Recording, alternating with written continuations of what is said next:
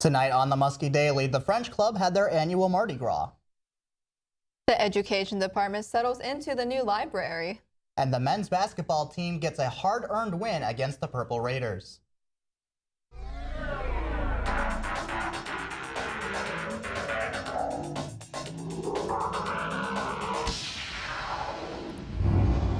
Thanks for tuning in to the Muskie Daily. I'm Rachel Schlarb. And I'm Chris Morgan. Topping our news today, New Concord Village Council voted to fill 3 positions for the village at the meeting this month. Joy Johnson was hired into the position of Administrative Assistant and Utility Billing Clerk. Her job will include handling billing for the waste and wastewater plants and acting as Administrative Assistant to various departments. Johnson was one of the 6 people brought in to be interviewed out of over 80 applicants. New Concord Village Administrator Charlotte Cawley explains how hard it was to make a decision. It was a pretty big task to get through, but we had so many really qualified applicants that it was a great problem because we had so many people that it was like, oh, you'd work and can I just hire you all? But we can't do that, so we had to pick one. After more than 2 decades of sharing her passion for French culture with generations of Muskies, Jean Morris, Associate Professor of French, celebrated her last Mardi Gras at Muskingum University. In 1994, Morris arrived at Muskingum University as the Professor of French and the Advisor of French Club. When she first arrived at Muskingum University, she did not have a relationship with universities located in France. I'm kind of sad, especially like when I'm around students and I'm thinking, this is not going to be part of my life anymore. I might pick up some teaching at some point, but it won't be the same as being at Muskingum and getting to know people so well because you work with them. Despite her sadness, Morris is looking forward to retirement and being able to go on new adventures. Last week, the French Club held their annual Mardi Gras event for Fat Tuesday in Finney Hall. However, the event had a different feel to it because it was the last Mardi Gras for Jean Morris, Associate Professor of French. After teaching works in French for 2 decades at Muskingum, she has opened countless students to the French culture. Catelyn Miller, President of French Club, tells us how she feels about Morris retiring.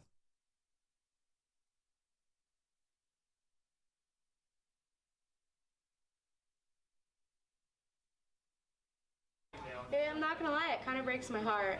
Her and I have a really great relationship, like with advisors, student-wise. She's one of those faculty members that I can go to for anything. Like, if I ever need help in like a class or I just need some advice, like I can go to her for pretty much anything. And I'm really sad to see her go. The event is meant to celebrate the freedom Christians would have before the season of Lent started. The event offered foods such as jambalaya and crepes and games including Scrabble in French and solitaire. For many 12-year-old children, a typical day might consist of riding the school bus, doing homework, or playing video games. But for Thane Johnson, it's a day of studying environmental geology and regional geography at Muskingum University. Johnson is currently in the 7th grade but takes online classes through the Buckeye Online School of Success when he isn't in his Muskingum classes. It's not only his age makes him different, but he is one of millions of people of the world who have been diagnosed with autism. Johnson is currently in his 2nd semester at attending classes at Muskingum. Muskingum University's Education Department has found a new home in the Roberta A. Smith Library on the 2nd floor. The new location allows for more open spaces and classrooms, new technology, and collaboration spaces. The physical move for the Education Department allowed for the department to clean out old materials that weren't needed. They either recycled or donated the extra items. The Education Department is looking forward to many years in the library and is helping the current teachers and future teachers with their professional growth in their field. The Muskingum University Game Club will be introducing a new game-wide game of tag this semester called Sticker Assassins, and it will be replacing Humans vs. Zombies, which has been played in previous semesters. According to President of Game Club Brad Roberts, Sticker Assassins will be similar to Humans vs. Zombies, but it will be less intrusive. Muskingum University's first Greek Pride Week took place from February 8th through February 12th. The purpose of this event is to celebrate the members of the LGBTQIA+ community and let those part of the community know they are also welcome to consider Greek life. The Greek community held activities and informal meetings throughout the week. Events ranged from Pride Member of the Day to table open to students in the BOC that had a list of safe spaces faculty and staff identified. Greek members got together on Thursday to take a Greek Pride picture in front of John Glenn Gym as well. Muskingum University hosted International Soccer Night last Friday in John Glenn Gym. The night was a way of unite students of various countries with a common background, their love for soccer. The International Soccer Night lets students of all different backgrounds get to know their fellow Muskies through soccer. Cuban, Martian, Spanish international students said international students sometimes have a problem connecting to American students' population because of shyness and the difference in culture. Martin feels that the event was a great way to connect students to help make international students feel like they are at home.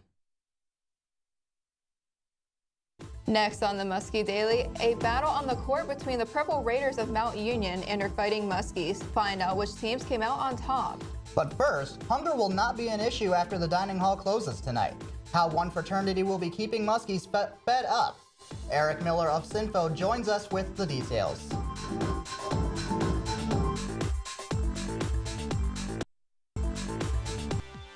We have the cameras.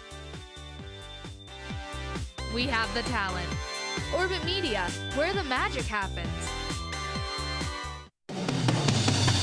On the story. On the quad. On the scene. This is the Muskie Daily. The event that baits the Muskies and keeps the phones off the hook is back. Phi Mu Alpha Symphonia is holding Dial-A-Dog tonight. Sinfo's own Eric Albright joins us now with the scoop on the dogs. How's it going, Eric? It's going good. How are you doing, Chris? Doing really good. Thanks for joining us on the show today. Thank you for having me. So the big question right now is, what really made Sinfo want to be a part of the whole Dial-A-Dog tradition on campus? Well, we noticed that it hadn't been back for a while, so we wanted to kind of bring it back. We were looking for doing some type of fundraising activity for Sinfo to get involved with, and we just felt that Dial-A-Dog was a great experience that has happened in the past, and we want to just revive it again.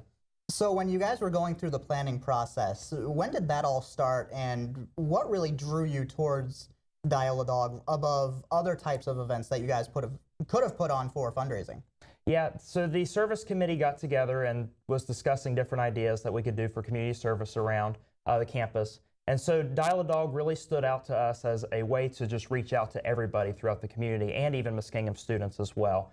So we feel that it's a good way to battle the hunger, if you will, at the dining hall, but also to give somebody, if they want a late night snack, something to just nourish on.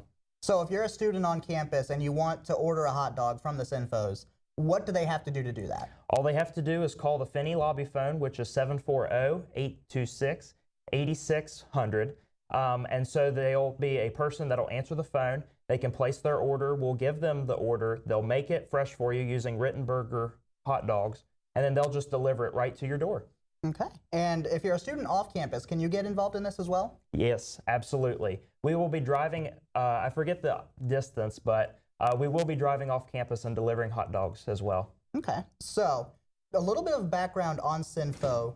Where did you guys really get started, and what made you want to bring a chapter to Muskingum's campus? Great. So we actually did have a chapter here a long time ago, and then that actually kind of went away there for a bit. They rechartered in the 1990s, and so we have been a group since then. So we actually celebrated our 20th recharter this past semester, which was a great time. We had a lot of alumni come out, and they seemed really happy with how the chapter's been going. So how long have you been a part of Sinfo yourself? This is my second year. Okay. And have you really liked it so far? Yes, it's been great. I've loved every minute of it.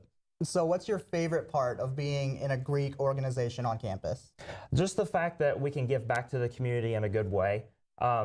Just that we can give back just in any type of way, whether it's music related, whether it's, giving out food.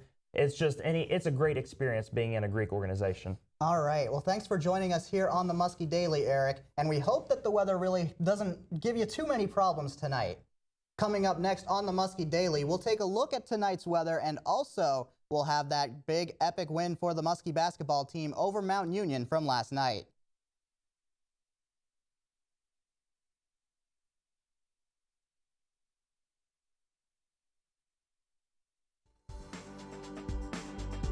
This is Will Mullins, and I want to encourage you to watch Chapel on Orbit TV Friday, Saturday, and Sunday at 5 p.m. and 10 p.m.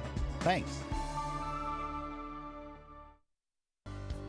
Find out what decisions are being made at Student Senate that could affect your campus organization by tuning into Orbit TV on Tuesdays at 11 in the evening, and again on Wednesday through Sunday at 10 in the morning and 6 and 11 in the evening.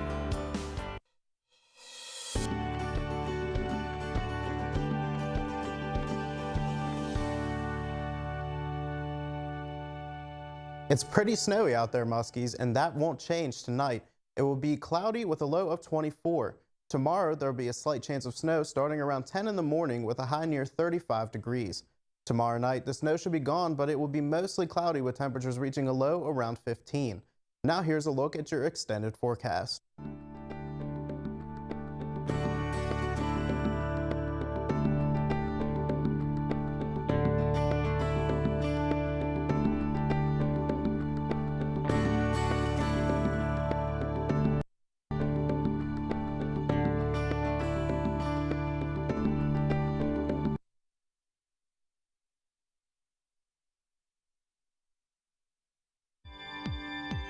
We have the music. We have the cameras. We have the talent. Orbit Media, where the magic happens. On the story. On the quad. On the scene. This is the Muskie Daily.